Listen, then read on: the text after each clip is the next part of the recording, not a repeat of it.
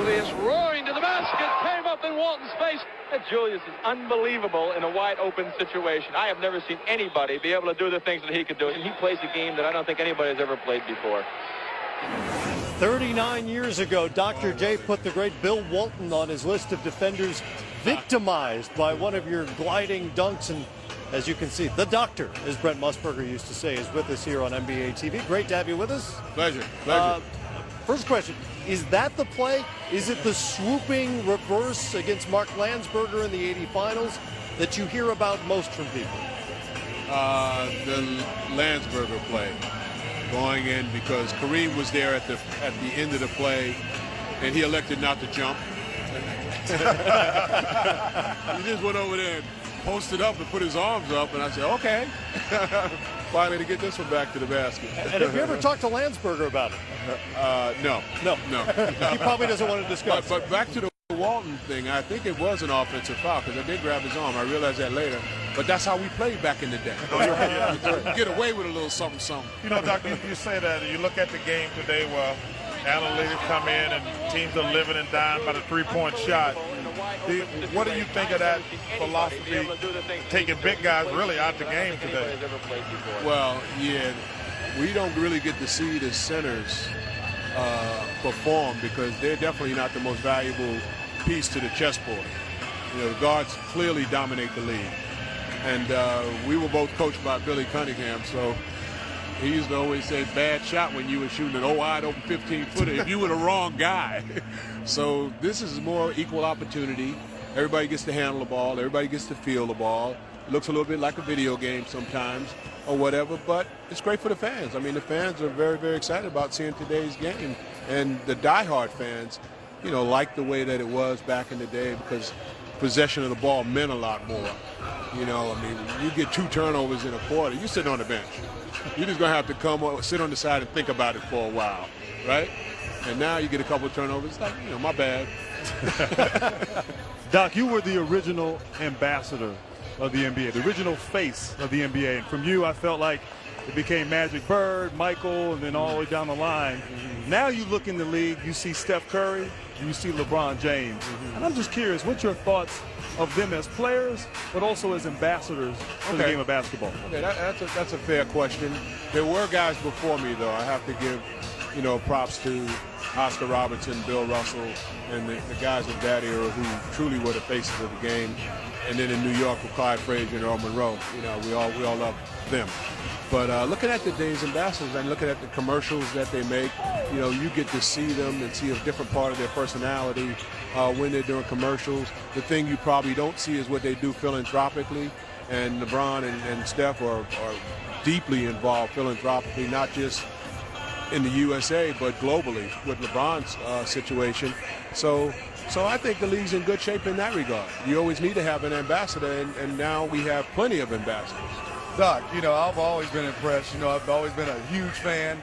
I'm a neighbor of Doc. I'm proud to say that. So I'm a neighbor. We're holding down the ATL now. But you're an MVP in the ABA, MVP in the NBA. You saw the three-point line in the ABA. Then when you came to the league, no three-point line. What's your thoughts on how guys are shooting the three-point line, and what's your favorite player right now to watch? Well, you know, I'm a longtime Tim Duncan fan, so until he leaves, I can't put anybody in his spot. You know, he's still technically active. So. Yeah, he's still technically and functionally active.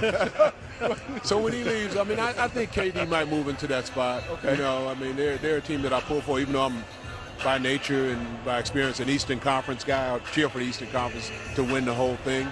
But I really had strong feelings about OKC this year, and you know they were right there before the Warriors came back on them, and like Boston came back on us one time before you got there.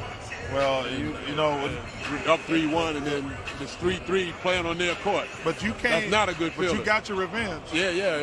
The very next Doc, year. was he a good teammate? Yeah. What was he like? What was he like as a rookie? Well, Yeah, what was Chuck like as a rookie? Yeah, talk to us. Was he quiet? You know what? When Charles first came in, he called me sir. And he said yes, sir, and no, sir. And he showed that he had really good home training.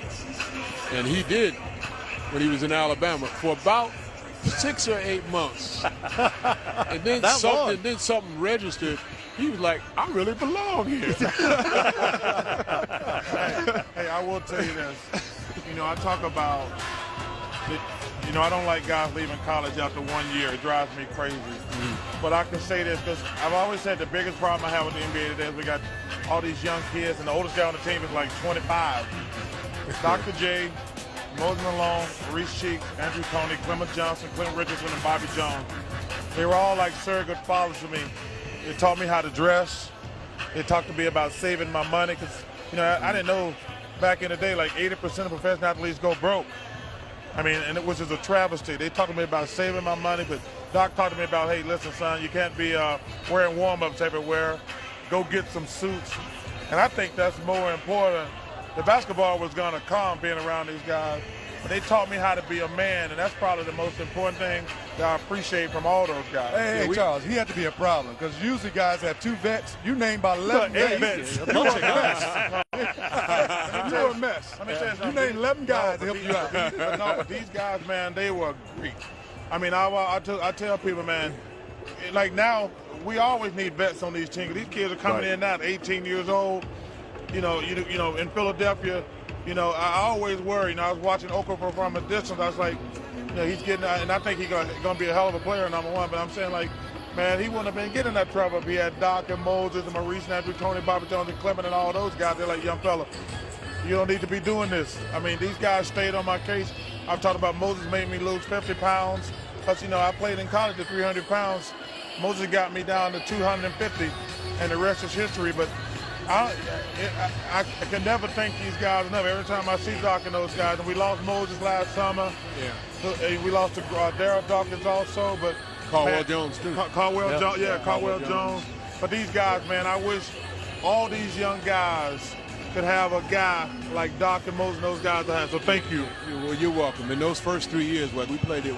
Our last 3 years were his first 3 years, and I think it really did set the stage for you to be the leader that you became. Oh, first of all, it taught me.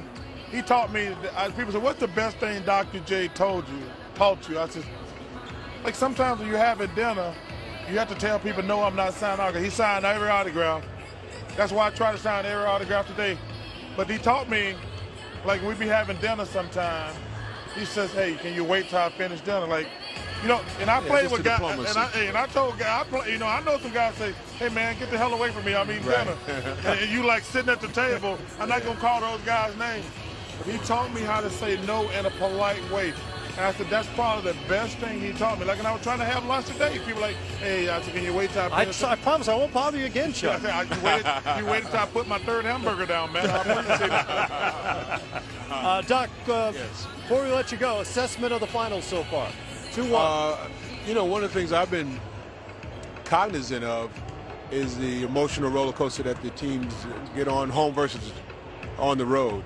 I don't remember there being such a disparity between home games and road games. I mean, you go on the road, lose by 30, and you come home and win by 30 or whatever. And maybe it has to do with this generation or whatever, and so much of the things that have happened to the players and people in general, you know, have to do with emotion.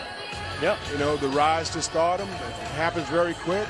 I mean, you're an overnight sensation or whatever. So, you know, you're not going through this process where when I go into another team's building, I'm focused, you know, I'm doing work, and I'm tuning out the crowd.